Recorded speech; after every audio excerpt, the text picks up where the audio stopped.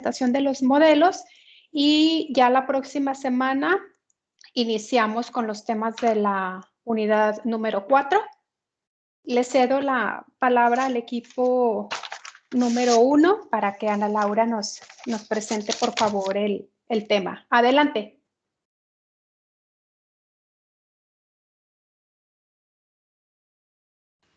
¿Sí me escuchó?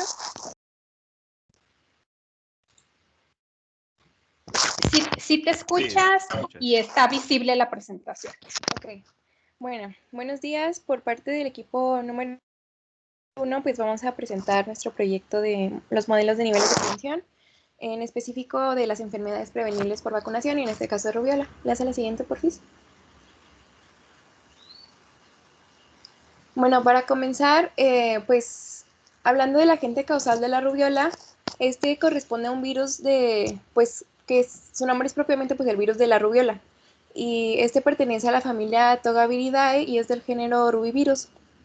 En cuanto a características importantes, pues sabemos que su genoma es RNA monocatenario positivo y su transmisión se da por medio de secreciones faringeas y también por las gotículas que son expulsadas al momento de hablar, de estornudar o de toser. Y de esta parte es importante recalcar que esta es una enfermedad viral exclusiva de los humanos y que existe una mayor transmisión si es que se encuentran en situaciones de hacinamiento, sobre todo en escuelas, en centros recreativos y en hospitales. ¿Le das a la siguiente?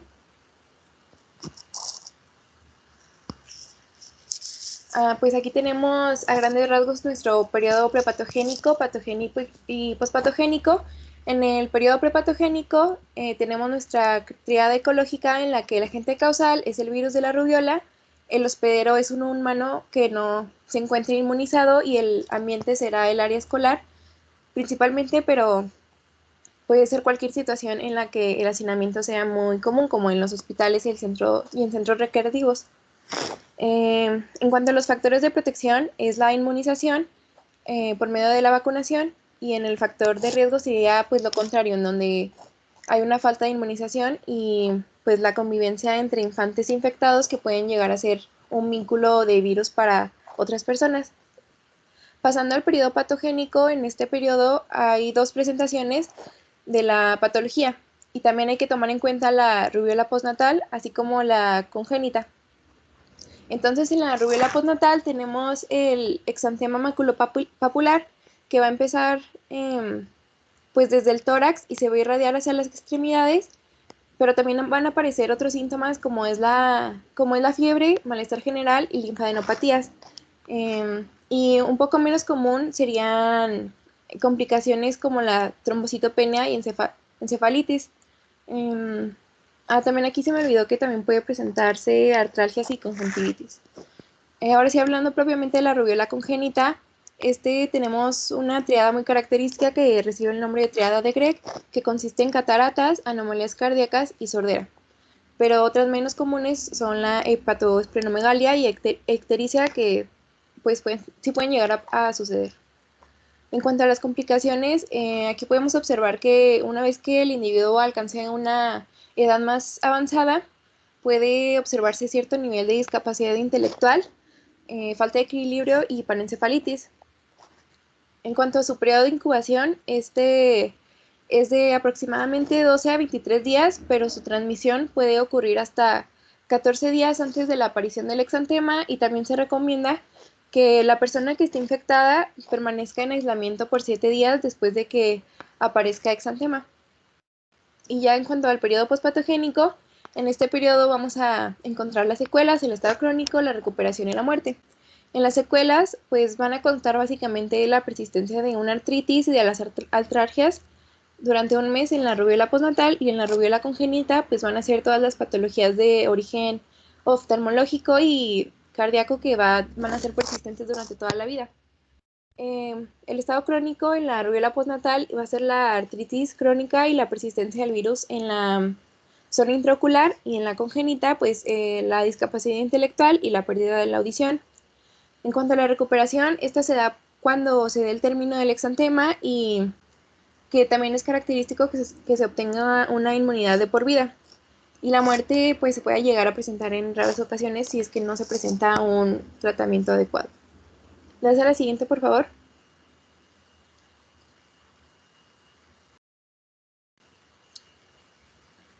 Ahora en cuanto al diagnóstico, pues hay 3 métodos principales, que es la detección de los ácidos nucleicos por medio de la reacción en la cadena de la polimerasa. También se puede aislar el virus a través de un hisopado nasofaríngeo y la toma de la muestra se hace 6 días después de que aparezca el exantema, que eso es lo más recomendado. También tenemos un diagnóstico serológico a través de la prueba ELISA para la detección de inmunoglobulinas M. Y a continuación, pues la epidemiología.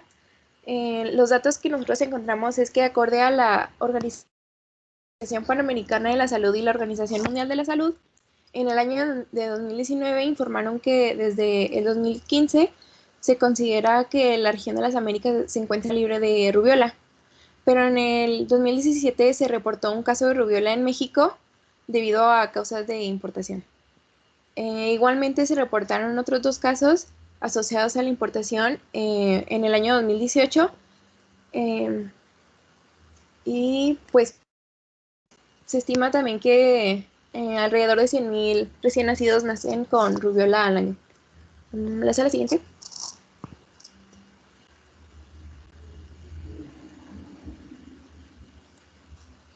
Ahora sí, pasando a los niveles de prevención.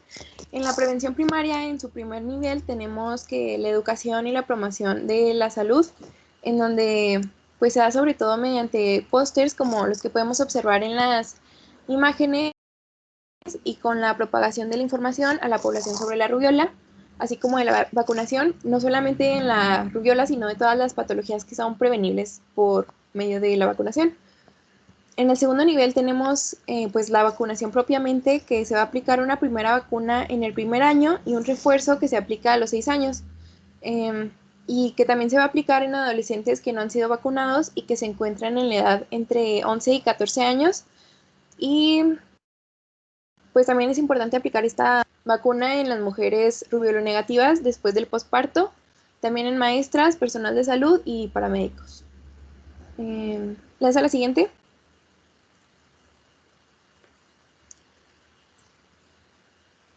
En la prevención secundaria, en el tercer nivel de la prevención, pues tenemos que el diagnóstico precoz se va a basar principalmente en tomar en cuenta la historia clínica, ya que pues hay niños en donde es muy característico que se encuentre el exantema, la febrícula y las linfadenopatías, mientras que en los adultos y en los adolescentes vamos a encontrar síntomas como cefalea, pérdida del apetito, conjuntivitis y artralgias, que estas son las que se presentan mayormente.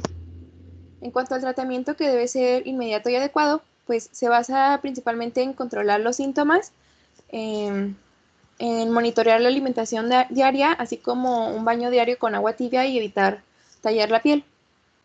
Y en el cuarto nivel, que es importante limitar el daño de la patología, pues al seguir pues el tratamiento sintomático, la alimentación saludable y que el paciente tenga un buen reposo, y pues mantener el proceso de aislamiento para evitar la propagación del virus. ¿Le das a la siguiente, por favor? Y ya en cuanto a la prevención terciaria, en el quinto nivel, vamos a tomar muestras serológicas rutinarias y en la población para así poder confirmar la inmunidad, y en donde es de mayor importancia en mujeres que se encuentran en edad reproductiva para evitar más casos de síndromes de rubiola congénita. En los infantes que padecen de este síndrome se recomienda igual fisioterapia, el uso de aparatos auditivos, una consulta periódica para evaluar los problemas neurológicos que se puedan desarrollar por el síndrome. Y le hace la siguiente.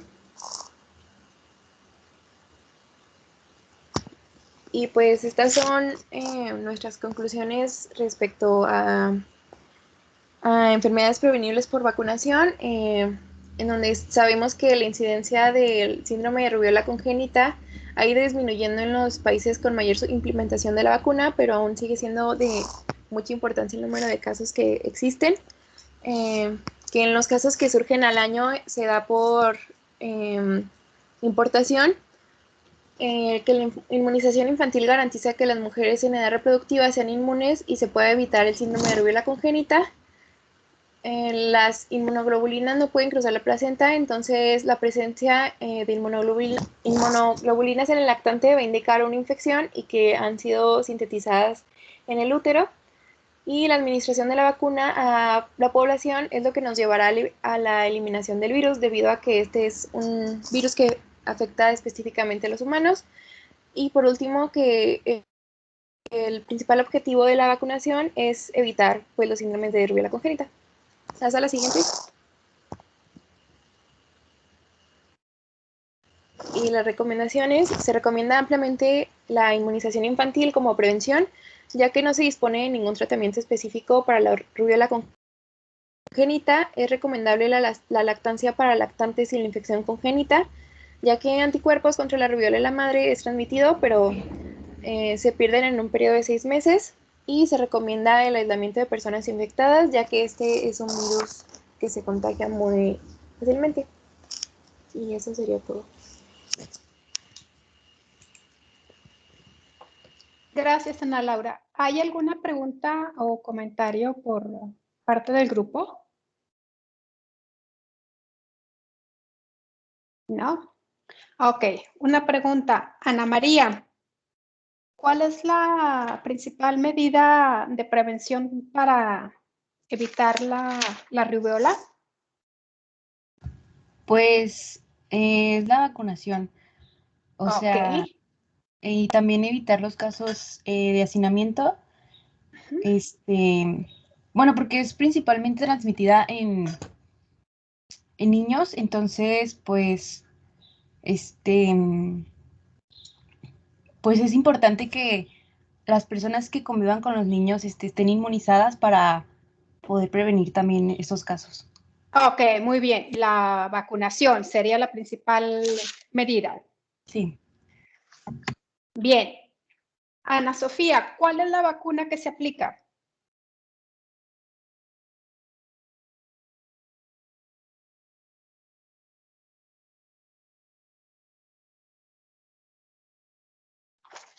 Ana Sofía Mireles.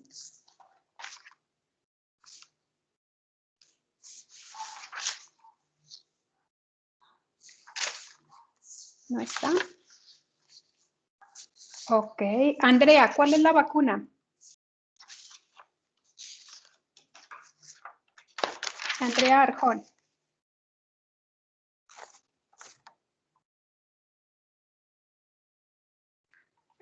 Es la triple viral.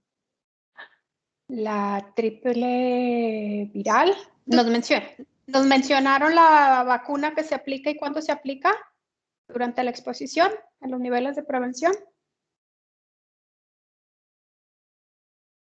Diego. Pero no podía prender el teléfono, perdón. Ah, ok.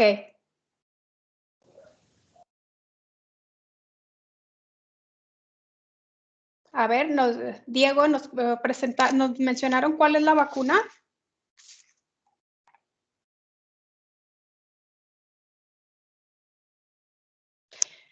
Yo esperaría que todo el grupo esté prestando atención a las presentaciones, chicos, chicas.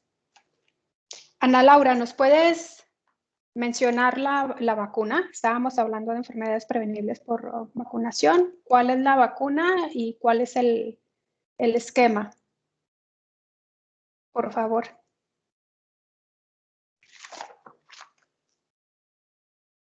Pues la que es más común es la triple viral, en donde te protege contra el sarampión y la parotiditis. Ok, la SRP, sarampión, rubiola y parotiditis, que se aplica, ¿cuándo?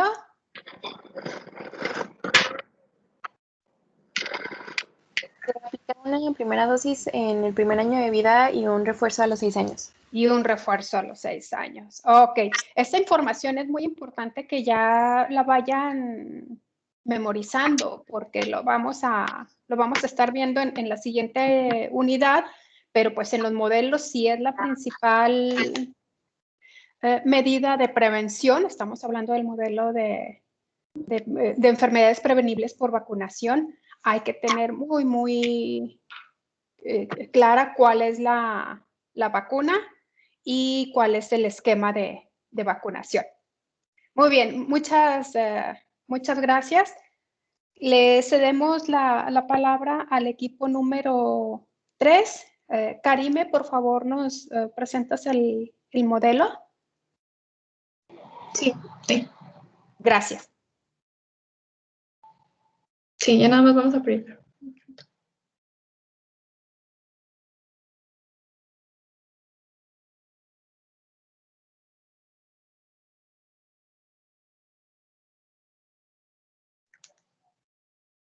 Ok, muy bien, vamos a comenzar con el modelo. Ay, se me fue. Ahí. Vamos a presentar sobre ascariasis. ¿Le das a la siguiente, por favor? Bueno, como una pequeña introducción, la ascariasis es una geomintosis, perdón. Se le denomina así porque necesita de un agente causal que se encuentra en la tierra y requiere de la tierra para poder formar la fase infectiva. Si no está en la tierra, pues no va a infectar. Y aquí en la definición dice que es un término utilizado para nombrar la infección intestinal que es causada por Ascaris lumbricoides. Ese sería parecido que nos va a desencadenar todos los signos y síntomas. La vía de transmisión va a ser por la ingesta ya sea de alimentos o bebidas que estén contaminados con humanas, pero estas heces humanas deben de contener los huevos de Ascaris. Entonces, pues ya todo esto va a atravesar la mucosa intestinal. Mejor se los explico aquí en el esquemita que viene. Después de que una persona que esté infectada y tenga el Ascaris en los intestinos, defeca a ras de suelo o cerca de alimentos o bebidas, pero pues tiene que estar 15 a 21 días después de la defecación los huevos para que puedan larvarse. Si no se larvan, no van a ser infectivos. Entonces ya, pasando estos de 15 a 21 días aproximadamente después de que se encuentran en un medio de tierra húmedo, van a larvar. Tienen que estar en el estadio de larvados, que se completa después de estos días, y luego ya ese lo ingiere un ser humano y ahora sí va a encontrarse infectado. Después va a atravesar todo el sistema digestivo hasta llegar de nuevo a los intestinos y aproximadamente al día 50 después de la infección ya alcanzan la fase adulta. Y es como que pues, los gusanitos que tenemos acá del lado izquierdo que vemos, que algunos llegan a medir hasta 1.5 metros, son bastante grandes, pero pues se necesitan de estos muchos días para que se encuentren en este estadio. Dentro de las manifestaciones clínicas, puede ser muy inespecífico en un principio, como pues de cualquier otra enfermedad gastrointestinal. Vamos a tener dolor, náuseas, vómito, va a haber anorexia, pues también una pérdida de peso. Pero pues en algunos casos se muestra asintomático, todo depende de los estadios. Y en el caso de que haya otras complicaciones, pueden ser ya sea malnutrición o alguna obstrucción intestinal mecánica. Todo esto pues por el tamaño de Ascaris. También puede provocar un vólvulo, que es pues cuando se da un giro en los intestinos, o una invaginación de estos. Y pues tener otras complicaciones que también vamos a ver más adelante. Es muy importante esta enfermedad debido a que se presenta con mayor frecuencia en lugares donde pues no hay un retrete por así designado y se defeca a ras de suelo. Entonces se dice que se relaciona con la pobreza, pero pues no siempre es. Hay que tenerlo en cuenta. Y afecta entre el 25 y 30% de toda la población, pero ahorita les doy las estadísticas más exactas. Nada más para que vean que pues si es un gran número de la población, entonces es una enfermedad muy importante. Ya, gracias a la siguiente, por favor. Muy bien, ahora sí, aquí tenemos ya la epidemiología. Bueno, en cuanto a la incidencia, en México en el año 2019 se reportó una incidencia de pues 33 personas, pues así decirlo, para cerrar, por cada 100,000 habitantes. Entonces, sí, es una gran cantidad. Y la prevalencia, también en México, se dice que en el año 2014 la tasa fue de 20 a 8%. Y esto tiene una distribución universal, pero es mayor, como les dije, en zonas cálidas y húmedas, debido a que pues, se necesita de este medio para que se larve el huevo. y la prevalencia puede alcanzar hasta el 50% en estas áreas, ya sea pues en el sur del país, donde está más húmedo. Aquí también es cálido, pero es un clima más seco. En cuanto a la letalidad, se registraron alrededor de 41.229 casos de ascariasis en 2019 en México, y el estado que más presenta estos casos, como les dije, va a ser en el sur del país, es Veracruz, con 8.507 casos.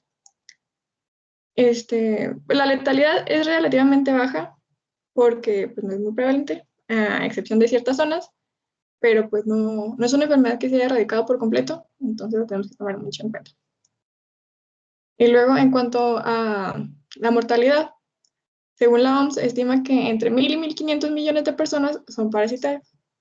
Y al año se van a registrar 20.000 muertes en el mundo por esta enfermedad. Entonces, pues, aquí podemos ver que muchas personas van a tener este parásito, pero pues no van a morir por él.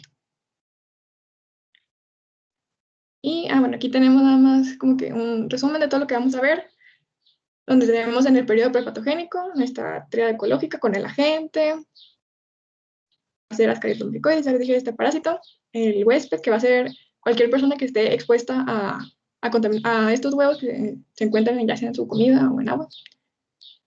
Y el medio ambiente pues puede estar determinado ya sea por hacinamiento, donde haya muy poca higiene y no se laven tan seguido los alimentos, o simplemente no se laven porque no hay acceso a agua. Y también se presenta pues en algunas ciudades. Muchos piensan que te das caries por consumir alimentos de la calle, pero no es siempre eso el motivo. Entonces hay que tener en cuenta las dos cosas. Y pues ya el estímulo desencadenante sería que consumiéramos los huevos por medio de los alimentos o el agua. Y los niveles de prevención ahorita los vamos diciendo de uno por uno. Y pues ya les dije los signos y síntomas inespecíficos, que va a ser pues como si fuera una enfermedad gastrointestinal normal. Y los signos y síntomas específicos ya van a ser cuando se empieza a desarrollar el parásito y entra en su fase larvaria, pero ya dentro de nosotros, que pues va a producir eosinofilia, fiebre, todos, o sea, síntomas que no estarían tan relacionados con una enfermedad gastrointestinal. Y hay una fase errática. Esta fase errática es cuando empieza a migrar hacia otros lados. Presenta otras manifestaciones que están más relacionadas con el órgano en el que se encuentra. Ya sea que si se puede ir a otros lados, como las narinas, vías biliares, a la vesícula biliar se puede quedar ahí también. Hígado, incluso pueden llegar hasta el riñón. Entonces, es muy problemática esta fase errática porque se puede ir a cualquier lado. Y ahorita de las secuelas hablamos cuando estemos viendo rehabilitación y tratamiento. Pero, desde la siguiente. Para empezar con la prevención primaria, vamos a tener un primer y segundo nivel. En el primer nivel, tenemos que promover y educar a todos sobre qué son las geomintiasis, porque bueno, al menos yo, antes de estar en medicina, no sabía qué era una geomintiasis, entonces, pues, muchas personas tampoco lo van a saber. Pues aquí les he mencionado que muchas personas creen que porque comen algo en la calle, pues les puede dar una geomintiasis y pues no es siempre el caso.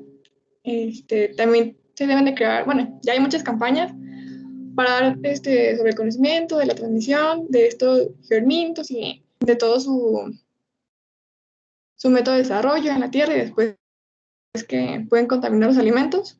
También hay que informarle y darnos cuenta de estos distintos factores que son riesgo o predisponente para adquirir el parásito. También hay que educar sobre todo sobre los métodos de higiene de los alimentos y de las manos y de todo el material con el que están preparando los alimentos. Y pues también aquí es muy importante mantener una vigilancia en los niños. Es como que muy común que los niños pues, coman tierra o que estén jugando en la tierra y no se laven las manos y luego se las lleven a la boca. Y pues es un medio todavía mucho más directo de adquirir esta geomintiasis. O sea, ni siquiera es un alimento contaminado, va a ser tal cual el medio donde está desarrollando. Entonces tienen que tener un control los padres cuando estén jugando los niños y ver pues a ver dónde están jugando. Y en cuanto al segundo nivel, se tiene que tratar de evitar a toda costa, si se puede, ingerir estos alimentos contaminados, o sea, darse cuenta de cuál es el procesamiento de los alimentos que van a consumir y si es como que dudoso o no están seguros, evitar consumirlos. También pues, se recomienda lavarse las manos antes y después de ir al baño y aquí se evacúa de una manera correcta. Con esto se refiere a hacerlo en un lugar determinado y evitar que sea a ras del suelo para evitar la contaminación de otros de alimentos o de agua que se encuentre por ahí. Y pues de ser posible, utilizar antihelmínticos para la prevención como el albendazol. Esto se recomienda que lo use toda la familia y pues limpiar todas las áreas que se encuentren como las camas y pues quitar las sábanas. Ok, gracias. Al siguiente, por favor. Muy bien. En cuanto a la prevención secundaria, el diagnóstico precoz, todo pues se pueden dar cuenta las personas que tienen una helmintiasis, pues nada más porque cuando van al baño encuentran una de estas lombrices al defecar. Como les dije, son bastante grandes, entonces no es como que las puedan ignorar o puedan ver algo muy chiquito, entonces son... Cuando ya llegan a salir del intestino, pues son muy notorias. Y lo que se detecta a veces en un examen coproparasitoscópico directo van a ser los huevos, esos que se están pues, eliminando y que son los que van a iniciar otra vez la enfermedad en otra nueva persona, y ya sea por una concentración cualitativa o cuantitativa. Lo más común es que sea cuantitativa y pues ya están contando cuántos huevos salen durante la defecación. También se puede utilizar para un diagnóstico precoz los rayos X en el abdomen y ya se pueden ver todos los gusanos. Generalmente se utiliza con contraste para verlos bien, pero se pueden ver ahí en todos los intestinos porque son bastante grandes. También son muy importantes los estudios serológicos y en un examen de sanguíneo se puede observar una eosinofilia. Esto principalmente cuando ya son extraintestinales o erráticos, como dice, que pueden encontrarse en otras localizaciones. En cuanto al tratamiento, tratamiento inmediato pues va a ser un antihelmíntico o antiparasitario. Aquí tenemos el de primera elección, albendazol, pero pues tenemos otro. Y el albendazol se da como una única dosis de 400 miligramos por un día para las personas mayores y si son menores de 2 años se utiliza de 200 miligramos por día. Pero es dosis pediátrica. Y ya cuando son adultos se da una única dosis de 400 miligramos por día. Igualmente, pues como si fuera un niño mayor de 2 años. La segunda elección sería mebendazol, según esta tabla que, si no me equivoco, viene del Becerril. Y pues el mebendazol se da igual como un buen tratamiento, pero no es una única dosis, va a ser por 3 días, entonces hay que tener como que más control de que si se tomen sus 3 dosis y no interrumpan el tratamiento. Si no, pues también se puede utilizar epiperacina, Pamoto de Pirantel, pero tiene una contraindicación que ahorita vamos a ver, ivermectina, que es ya como que de tercera elección, pero casi no se usa, y levamisol. ¿Le das la siguiente, por favor? Ok. Bueno, aquí está lo que les había dicho de que tienen ciertas contraindicaciones y estos se utilizan, estos 4, que no son de primera elección, más para como limitar el daño. La piperacina se recomienda cuando ya se encuentra en una fase extraintestinal y que puede causar obstrucción biliar o incluso pues igual en el mismo intestino de que se encuentran tan concentrados los gusanos o las ascaris que están obstruyendo la luz y pues se necesita de la piperacina. Esto lo que hace es ocasionar una parálisis en el gusano y pues ya se elimina después.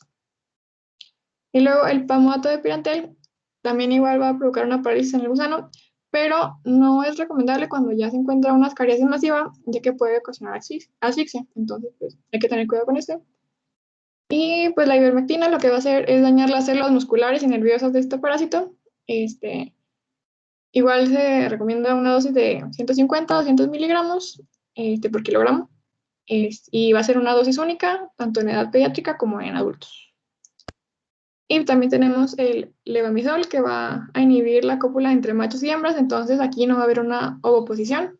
Pues ya no hay ovoposición, pues no va a haber... No se va a desencadenar que siga habiendo infecciones. pero pues no se van a eliminar los gusanos, entonces pues necesitamos de los otros medicamentos. En cuanto a la prevención terciaria, en el periodo postpatogénico, ya sería rehabilitación. Aquí incluimos algunos procedimientos que se necesitan para pues eliminar todos estos gusanos que se encuentran en ya sea la vía intestinal o extraintestinal, porque pueden ocasionar oclusión, perforación, ya que estos se adhieren tal cual a la mucosa, entonces pues van a ocasionar un gran daño. Entonces pues se tratan todos quirúrgicamente para su remoción. Y procedimientos no quirúrgicos pues se recomienda la endoscopía. A veces cuando es una quiromitiasis masiva pues no se recomienda tanto la endoscopía porque pues igual no se pueden obtener todos y ya se necesita una cirugía más invasiva, pero generalmente es esto. Y pues ya se tiene que llevar a un control a la familia del paciente o los contactos más cercanos para evitar y reconocer si ellos también tienen esta enfermedad y pues llevarlos a una rehabilitación en caso de que necesiten tratamiento. En cuanto a conclusiones y recomendaciones, concluimos que esta es una enfermedad que, como les he dicho, a veces lo marcan como de pobreza, pero pues es debido a que no hay un sitio específico donde evacuar y donde, o sea, cómo controlar las heces, entonces se tiene que tener cuidado con eso, pero pues no es siempre así. Y pues se debe de controlar e identificar todo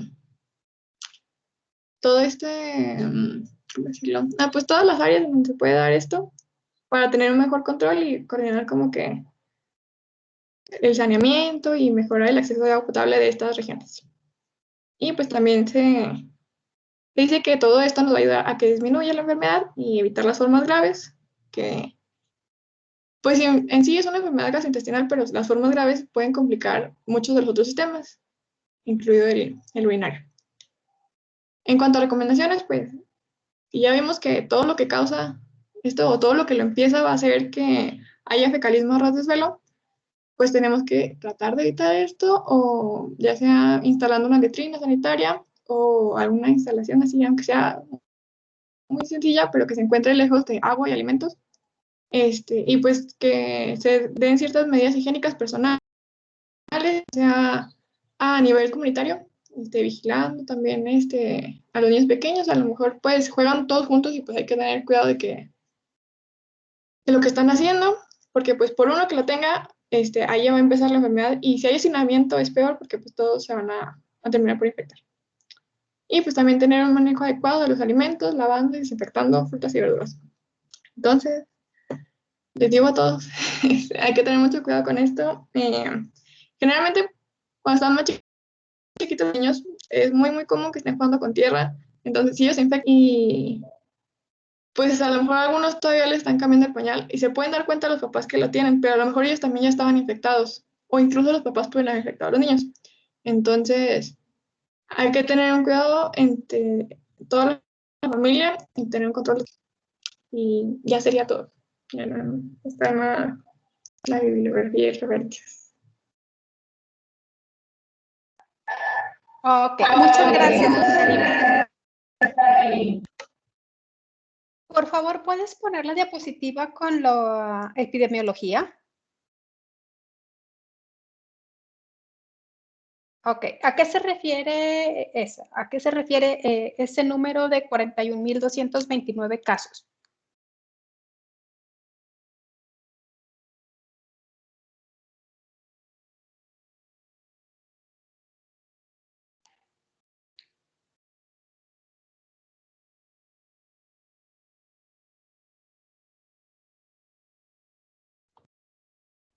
¿Para quién va la pregunta, doctora? Para Karime, nada más que nos aclare ese punto, por favor. Porque está dentro de letalidad. ¿Qué es ese, ¿a qué se refiere ese número, Karime?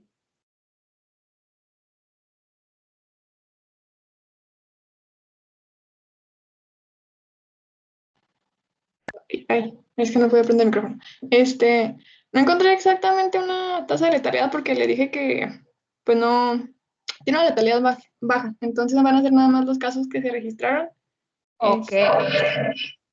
Entonces, ese, porque crea confusión, ese dato Y efectivamente fueron el número de casos nuevos, no de casos de letales, sino de casos nuevos que se registraron en el año 2019 y efectivamente Veracruz y luego Chiapas, Guerrero y Oaxaca son los estados en donde se presenta la mayoría de los casos. Entonces, nada más para que tengan cuidado con el uso de la información.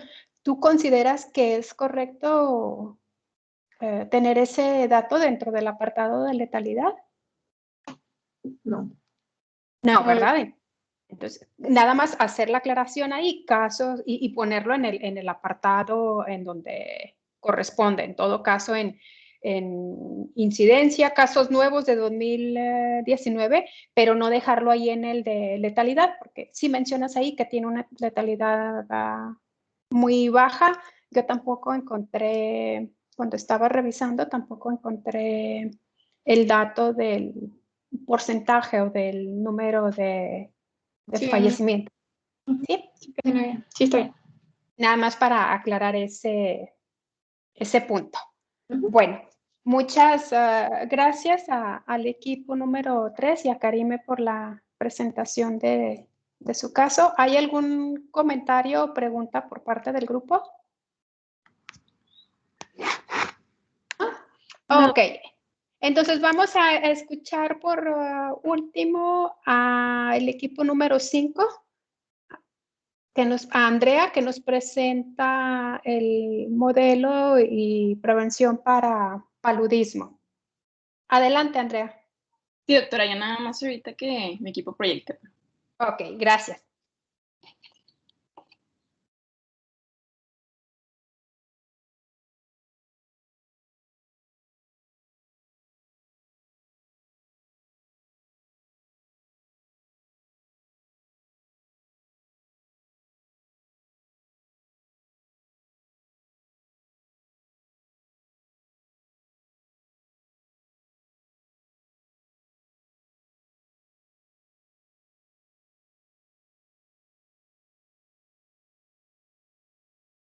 Sale cargando, ¿verdad? Oh. Ahí ya está visible. Bueno, buenos días. Nosotros somos el equipo 5 y hoy les vamos a hablar de enfermedades transmitidas por vector, en este caso el paludismo. Y pues vamos a iniciar con generalidades de la enfermedad. El paludismo también se conoce como malaria y es una enfermedad producida por protozoos y se transmite por la picadura del mosquito de hembra Anopheles infectado. El organismo que produce el paludismo va a ser un protozoario del género Plasmodium que pertenece al filum Apicomplexa y se van a reconocer 4 especies de Plasmodium relacionadas con la infección en el ser humano, las cuales son Falciparum, Vivax, Ovale y Malaria. Le da más hincapié a Vivax porque es la especie que predomina en América y Asia, y a Falciparum, ya que esta es la que produce la malaria más grave. ¿Le puedes dar, por favor?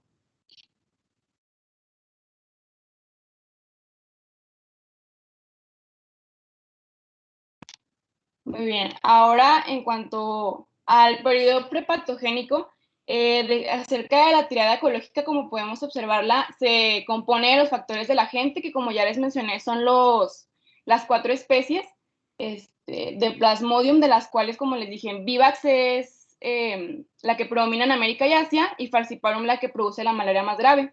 También vamos a tener factores del medio ambiente, los cuales aquí va a predominar en ambientes tropicales, y sus sitios endémicos van a ser África, Asia, Caribe, Centroamérica y Sudamérica.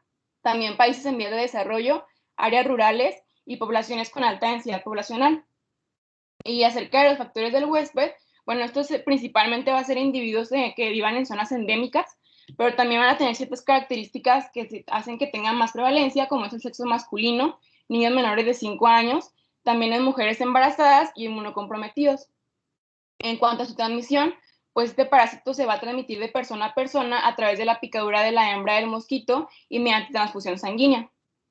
Ahora, en cuanto al periodo patogénico, el periodo de incubación va a ser diferente dependiendo de la especie, pero a las que les vamos a poner más atención, que va a ser Vivax y Falciparum. Bueno, Vivax va a ser de 2 a 7 días y Falciparum de 9 a 14 días. Ahora, en cuanto al periodo prodrómico, este se va a caracterizar por fiebre, malestar general, cefalea y la mayoría de los casos va a ser asintomática este periodo. Y también accesos palúdicos, los cuales se componen de escalofríos, hipotensión, cefalea, náuseas y vómito, así como fiebre intensa, delirio y sed intensa. Y se van a conocer 2 tipos de fiebres, que son las tercianas, las cuales van a tener accesos cada 48 horas, y se van a dar en casos de especies vivax, falciparum y ovale, y también las fiebres cuartanas, las cuales van a tener un acceso cada 72 horas, y va a ser en la especie de Plasmodium malario. También esta enfermedad va a ser característica por presentar la fiebre maligna, en el caso de la especie falciparum, la cual se va a componer de anemia grave, de paludismo cerebral, complicaciones metabólicas, insuficiencia renal y edema pulmonar. Ahora, en cuanto al periodo postpatogénico, bueno, la recuperación se va a componer de quimioprofilaxis, tratamiento, monitorización de carga parasitaria y análisis de sangre. Y en cuanto a las secuelas y el estado crónico, aquí se van a presentar la esplenomegalia tropical, la nefropatía palúdica cuartana y los sinusoiditos en hígado. Ya en el caso de pues, la muerte, que pues va a ser como ya en el peor de los casos, aquí va a haber un aumento del número de eritrocitos infectados y destruidos que va a dar como resultado detritos celulares tóxicos, adherencia de eritrocitos en el endotelio vascular y eritrocitos adyacentes y la formación de taponamiento capilar por masas de eritrocitos, plaquetas, leucocitos y pigmento palúdico. ¿Le das, por favor? Ahora, estos parásitos se van a llevar a cabo su ciclo de reproducción en eritrocitos del huésped humano. Sobre la etapa eritrocítica sexual de la infección va a ser la que va a producir el paludismo clínico. Y algunas formas de transmisión adicional a la picadura del mosquito va a ser mediante transfusiones sanguíneas o también mediante la vía transplacentaria. Ahora, en cuanto a la cadena epidemiológica, vamos a encontrar en el agente a esporozoitos del género Plasmodium, que ya los mencioné anteriormente, el huésped susceptible, que va a ser cualquier persona que viva en un lugar donde la enfermedad sea endémica, que como también les dije son principalmente en ambientes tropicales. La puerta de salida va a ser mediante la vía sanguínea, ya que los parásitos se van a encontrar dentro de la sangre y va a ser a partir de su adquisición que se pueda generar una infección. También, pues la vía de transmisión va a ser a través de la picadura de la hembra anófeles, la transfusión sanguínea o la infección transplacentaria, lo cual nos va a causar un paludismo congénito. La puerta de entrada va a ser por medio de una vía cutánea y va a ser tras la picadura del mosquito o la entrada directa a la sangre y la placenta. Y en cuanto a su ciclo de vida, bueno, Plasmodium tiene un ciclo de vida que va a ser muy complejo y que va a alternar entre 2 huéspedes, que va a ser un vertebrado y un mosquito, en los que van a tener lugar etapas de desarrollo muy diferenciadas. Así que en cuanto al ciclo de vida, pues generalizado, va a iniciar cuando un mosquito infectado pica a una persona y esta va a inyectar esporozoitos a través de su saliva, los cuales van a posteriormente migrar al hígado y se van a reproducir asexualmente. Y esto nos va a dar como origen a muchos merozoitos que se van a liberar al torrente sanguíneo. Ya en la sangre, estos merozoitos los van a infectar a los eritrocitos, dentro de los cuales se van a desarrollar pues sucesivamente y se van a formar en forma de anillos y de trufozoitos. Para después, el parásito se va a multiplicar sus núcleos y va a producir una forma multinucleada, lo cual se conoce como esquizonte. Y a partir de ella se van a liberar de 8 a 32 merozoitos, los cuales son característicos porque son capaces de invadir nuevos glóbulos rojos. Y una pequeña proporción de merozoitos se va a diferenciar en gametocitos. Luego, el mosquito hembra va a adquirir los gametocitos durante la ingestión sanguínea, esto al picar a un individuo afectado, y luego ya después en el interior del mosquito, específicamente en el intestino, los gametocitos se van a diferenciar en gametos femeninos y masculinos, los cuales pues se van a fusionar y van a formar un cigoto. Este cigoto posteriormente va a formar una forma móvil que se conoce como oxineto o quineto, y va a ser capaz de atravesar la pared del intestino del mosco y va a formar después un oquiste. Y luego ya en el interior del oquiste se van a generar miles de esporozoitos, los cuales van a migrar a las glándulas salivales del mosquito y por último van a terminar su diferenciación y adquirir la capacidad de invadir a su nuevo huésped, que ya en este caso ya va a ser el humano, y pues ya va a ser cuando ingresa el humano. Y en cuanto a la epidemiología, bueno, tenemos a la incidencia, la cual su tasa va a ser a nivel mundial pues tuvo una disminución entre 2010 y 2017 de 72 a 59 casos por cada 1,000 personas en riesgo.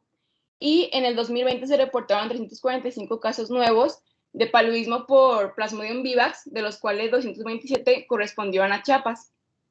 En cuanto a la prevalencia, durante las pasadas 2 décadas, el número de casos reportados en México tuvo una disminución del 97%, de tal manera que en 2004 solo se reportaron 3,406 casos, de los cuales el 98.5% correspondió a Plasmodium vivax y solo 1.5% a Falciparum.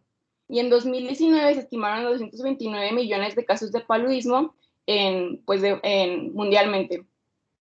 Y ya en cuanto a la mortalidad, en 2018 la OMS registró 435,000 muertes por paludismo en comparación de 2016, que fue de 446,000. Y la cifra estimada de muertes por paludismo en 2019 fue de 409,000 frente a 411,000, que fue en el año anterior. Y por último, la letalidad sin tratamiento oscila entre 10 y 40%. ¿Le das, por favor? Ahora vamos a continuar con la prevención primaria, la cual se divide, vamos a iniciar primero con el periodo prepatogénico. Y pues sabemos que el primer nivel se va a enfocar principalmente en la promoción y educación de la salud. Y en este caso, algunas acciones que se recomiendan son promover el uso de repelentes de insectos que contengan N-dietilmetatoluamida o picardina, y esto pues para evitar la proliferación de los mosquitos anófeles. También la promoción del uso de camisetas de manga larga y de pantalones largos para así evitar el contacto del mosquito. También se habla acerca de la educación del correcto uso de mallas impregnadas con insecticida de acción residual en puertas, en paredes y ventanas, y también a convencer a la población de los beneficios que tiene pues traer a la comunidad en tema de salud. Y también generar pláticas sobre las medidas de prevención contra paludismo, y también deshacerse de cacharros que sirven como reservorio de agua para el mosquito, y esto pues hace que se pueda hacer un crecimiento de sus huevos. Ya en cuanto al segundo nivel, el cual se tiene como objetivo la prevención y protección específica, bueno, pues en este caso se usan para la prevención de la infección producida específicamente por Plasmodium, y así pues reducir el número de infectados. Y se recomienda vigilar de manera estricta a las personas que viajan en áreas endémicas y que puedan pues exponerse a esta infección y exponer a otros por contacto sanguíneo. También la quimioprofilaxis prolongada de los viajeros de zonas endémicas, esto mediante la cloroquina y el proguanil, que sirven para dañar al parásito que pudiera generar la infección. De igual forma, también se es la administración masiva de fármacos antipalúdicos, investigar antecedentes de pacientes y buscar datos que indiquen la visita a zonas endémicas o zonas tropicales. También los insecticidas sistémicos, como son la ivermectina. Y por último, evitar el estancamiento del agua en los alrededores del lugar. ¿Le puedes dar, por favor? Ahora vamos a pasar al periodo patogénico, que es el tercer nivel. Esto que se centra más que nada en el diagnóstico temprano, y se van a llevar pues de diferentes formas este diagnóstico, como pueden ser pruebas de diagnóstico rápido, frotis sanguíneo, ELISA, PCR y serología. Y de estos mencionados, el método más usado para el diagnóstico de paludismo va a ser la técnica de frotis de sangre. Este método en especial sirve para conocer el grado de parasitemia del individuo, y mediante el análisis morfológico de los parásitos presentes en las muestras se puede así lograr diagnosticar la especie. Una desventaja del frotis de sangre va a ser su escasa sensibilidad, puesto que se requiere una parasitemia mínima de 50 parásitos por microlitro de sangre. Y también, pues cada vez más la detección de antígenos mediante una prueba de diagnóstico rápido, también conocida como RDT, se usa tanto en el campo como en los laboratorios de diagnóstico como complemento del diagnóstico microscópico convencional. Y la técnica de reacción en cadena de polimerasa o PCR no va a ser un método rápido de diagnóstico, ya que va a consumir más de 1 hora en comparación con el frotis que les acabo de mencionar, que es mucho más corto, que requiere aproximadamente 20 minutos. Y la ventaja en sí del frotis no es el tiempo, pero sí su sensibilidad, ya que con ella pues se pueden detectar 5 o menos parásitos por microlitro de sangre. Y otra ventaja de la PCR va a ser que en modificaciones de esta, como es en el caso de la PCR anidada o la PCR múltiple, permiten determinar con bastante certeza la especie de Plasmodium. Y pues también estas son técnicas que más destacan a la hora de pues, diagnosticar paludismo en general, tanto la PCR como la frotis de sangre. Ahora vamos a pasar al tratamiento inmediato, el cual se recomienda que en cualquier país que enfrente la resistencia a su terapia antipalúdica de primera línea de un solo fármaco, la cloroquina la cambie por la terapia combinada, que es de preferencia usando artemisina. En el caso de la artemisina, pues se ha mostrado una eliminación más rápida de las formas parasitarias en sangre, y también se cree que produce daños mediados por radicales libres al microorganismo que causa el paludismo. En el caso de algunos derivados de la artemisina, conocemos al arteméter, también conocido como ATM, el artesunato o AS y el dihidroartemisina o DHA. Y en el caso del humano, todas estas sustancias pues alcanzan rápidamente un nivel plasmático elevado, lo cual nos conduce a la eliminación del parásito en un periodo de 1 a 3 horas.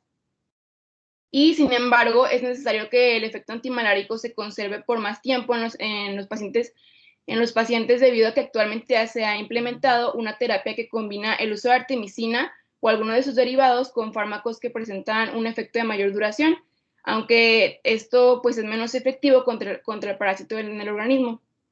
Y bueno, aquí en la diapositiva podemos observar el tratamiento para pacientes que presentan paludismo, tanto resistente a cloroquina o desconocida, que son la terapia con artemisina, que se compone de atobacona provanil, y quinina y con doxiciclina y tetraciclina o la mefloquina. Y es sensible a cloroquina, que se compone de cloroquina y de hidroxicloroquina. Y en el caso del tratamiento adecuado, pues principalmente va a ser para la malaria grave que genera manifestaciones sistémicas y que se asocia a más mortalidad. Ahora, ¿le das, por favor? En el cuarto nivel, que pues se centra en la limitación del daño, aquí vamos a tener también distintas acciones a llevar a cabo, que son el manejo de complicaciones sistémicas producidas por Plasmodium falciparum, así como establecer profilaxis adecuada en pacientes infectados y seguirla de manera adecuada, así como la atención de apoyo que va a ser fundamental para los pacientes con paludismo grave y la muerte puede ocurrir a las pocas horas de la presentación, administración de líquidos y de nutrición, cumplimiento estricto de indicaciones y el uso de exsanguinotransfusión. Y por último, en el quinto nivel, que es la rehabilitación, pues aquí se va a componer del análisis de sangre, que este se lleva a cabo para detectar los estados latentes del parásito y también el reposo para recuperación adecuada. ¿Le das, por favor? Aquí podemos observar el cuadro de la historia natural de la enfermedad, que pues incluye todo resumido de lo que ya les mencioné, la teoría ecológica, los periodos prepatogénico, patogénico y pospatogénico, y el horizonte clínico, que pues incluye cómo va avanzando la enfermedad. ¿Le das, por favor? Y en cuanto a conclusiones y recomendaciones que mi equipo y yo hicimos, pues fue que el paludismo es una infección por especies de Plasmodium, un parásito que se transmite por medio de la picadura del mosquito Anopheles. El uso de medidas insecticidas y de repelente reduce considerablemente la probabilidad de ser infectado por el mosquito y deben ser prácticas habituales en las regiones endémicas. Las zonas endémicas deben ser provistas de quimioprofilaxis y de educación acerca de las medidas de prevención en la comunidad, esto para evitar la permanencia de la enfermedad. También que el diagnóstico se basa en la visualización de Plasmodium en un frotis de sangre periférica y en pruebas de diagnóstico rápidas. El tratamiento se basa en la terapia combinada de artemisina o hidroxicloroquina en personas sensibles a este.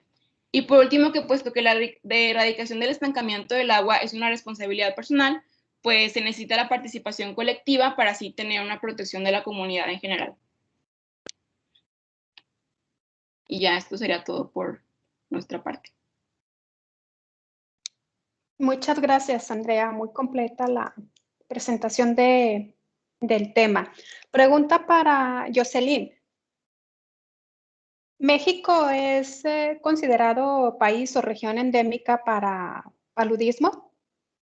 Es que yo recuerde si hay ciertos estados, pero no recuerdo cuáles eran, pero sí México era uno de los países por el ambiente que tiene. Exactamente. Muy bien. ¿Cuál sería la región endémica principal en México? Andrea. ¿Yo, doctora? Sí. Es Chiapas. Chiapas. ¿Por qué? ¿Por qué Chiapas? ¿Cuáles son las características? Pues debido a que tiene un ambiente tropical. Ok, principalmente por eso, ¿verdad? Ya lo veíamos ahí en la tríada ecológica. Entonces, México, aunque no presenta miles de casos, sí es considerado zona endémica, el sureste de nuestro país. Incluso en Chihuahua, hace algunos años, Chihuahua, que está muy al norte, también se habían presentado casos de paludismo, pero la principal región o zona endémica de nuestro país es el estado de Chiapas. Y en el continente, pues lo que son las regiones tropicales, los países principalmente de Centroamérica. Bueno, pues muy buenas las exposiciones de todos los equipos. Muchas gracias por la participación de quienes expusieron y de quienes estuvieron al pendiente de las preguntas que formulé. Por el día de hoy sería todo. La próxima semana iniciamos las presentaciones por los equipos del tema de vacunación, unidad número 4. Que tengan muy buena tarde y que les vaya muy bien el resto de la semana. Nos vemos el martes. Cualquier duda les atiendo por el chat de la plataforma. Gracias, buena tarde. Gracias, doctora. Gracias, doctora. Bye. Gracias a ustedes.